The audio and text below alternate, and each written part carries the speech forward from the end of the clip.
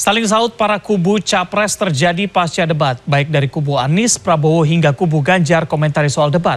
Panas saat debat capres ketiga minggu lalu seakan berlanjut. Kita simak laporan khas redaksi. Klarifikasi tadi data yang meleset, maaf Pak Prabowo, angkanya terlalu kecil. Bukan 320 hektar, tapi 340.000 hektar. Saya klarifikasi. Kemudian itu pun salah. Melanjutkan. Itu pun salah. Atas apa yang perlu saya sampaikan. Mas Anies, Pak Prabowo, jangan Pak Prabowo, Pak Prabowo. Saya tidak bicara tertutup, saya bicara di Dewan Perwakilan Rakyat. Calon presiden saling serang saat debat capres ketiga pada Minggu 7 Januari. Mulai dari Anies menyebut kepemilikan lahan menteri, Prabowo mengungkap urusan etik, hingga Ganjar menyindir soal tidak siapnya salah satu capres ketika ditanya terkait data. Selang satu hari, panas saat debat sepertinya belum mereda. Para capres yang tengah berkampanye kembali memberikan pernyataan pedas terkait debat sehari sebelumnya. Seperti capres nomor urut 1 Anies Baswedan ketika kampanye di Gorontalo pada Senin menimpali sindiran Prabowo soal etik dan menyebut etika yang jelas dilanggar adalah keputusan MK soal usia cawapres yang memuluskan Gibran menjadi cawapres. Tidak hanya itu, Anies juga menolak ajakan Prabowo untuk berdiskusi di luar forum debat. Yang menghasilkan calon wakil presiden yang melewati proses melanggar etik, tapi tetap kompromi. Nah nanti di perjalanan besok bagaimana? Bisa disampaikan kok.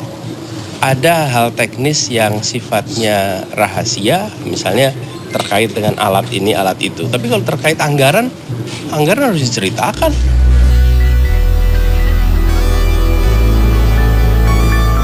Sindiran pasca debat juga diutarakan capres nomor urut 2 Prabowo Subianto. Usai menghadiri acara dengan PSSI di Jakarta pada Senin, Prabowo berkeyakinan segala hal yang hendak diketahui, termasuk rincian anggaran pembelian alutsista akan ia sampaikan, namun dalam tempat dan waktu yang baik. Prabowo juga menyindir sikap lawannya yang sepatutnya memiliki etika dan niat baik saat melempar pertanyaan. Etika kita baik, kita ingin suasana yang kondusif. Kalau ada yang Bang, HP turunan dikit Bang. Punya niat-niat tertentu, mudah-mudahan nanti sadar dan menjadi arif. Kita semua mengabdi untuk rakyat. Membereskan yang tumpang tindih.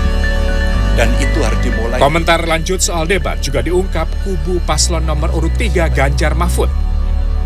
Melalui calon wakil presiden nomor urut 3 Mahfud MD, kubu Ganjar Mahfud juga sejalan dengan kubu Anies Caimin yang menolak ajakan Prabowo berdiskusi di luar forum debat. Cawapres nomor urut 3 Mahfud MD menyebut tidak semua data pertahanan yang harus dibuka di forum debat adalah rahasia. Salah satunya soal penggunaan anggaran karena publik harus mengetahui. Undang yang disebut rahasia negara itu misalnya orang disersi, strategi pertahanan, intelijen, itu rahasia negara. Kalau anggaran itu dibuka ke publik, karena itu tanggung jawab ke publik, bukan ngajak ngomong berdua bicara data. Yang satu udah bicara data, ini datanya, lalu dia nanti kita omong berdua, nggak boleh dong, ini dibuat harus ke publik. Sementara itu, Lembaga Peneliti Center for Strategic and International Studies CSIS menilai panas debat ketiga tidak terlepas dari ketika calon presiden berusaha menunjukkan performa terbaik. Namun sayang, CSIS mencatat ada sejumlah hal yang tidak tersampaikan dalam debat mengenai rivalitas Amerika Serikat dan Tiongkok dan pembenahan instrumen diplomasi Indonesia. Yang pertama adalah tidak ada satu paslon pun yang sejak awal langsung menyebutkan mengenai tantangan global terbesar yang harus dihadapi oleh Indonesia, yaitu meningkatnya atau semakin intensifnya rivalitas di antara kekuatan-kekuatan superpower dunia, khususnya Amerika Serikat dan Tiongkok. Politik luar negeri masih tersegel, silakan Anissa. Baik, ini usai debat ketiga, rencananya KPU akan menggelar kembali 2 kali debat.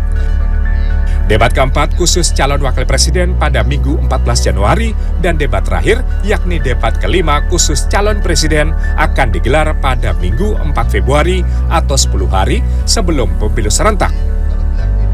Tim Liputan CNN Indonesia.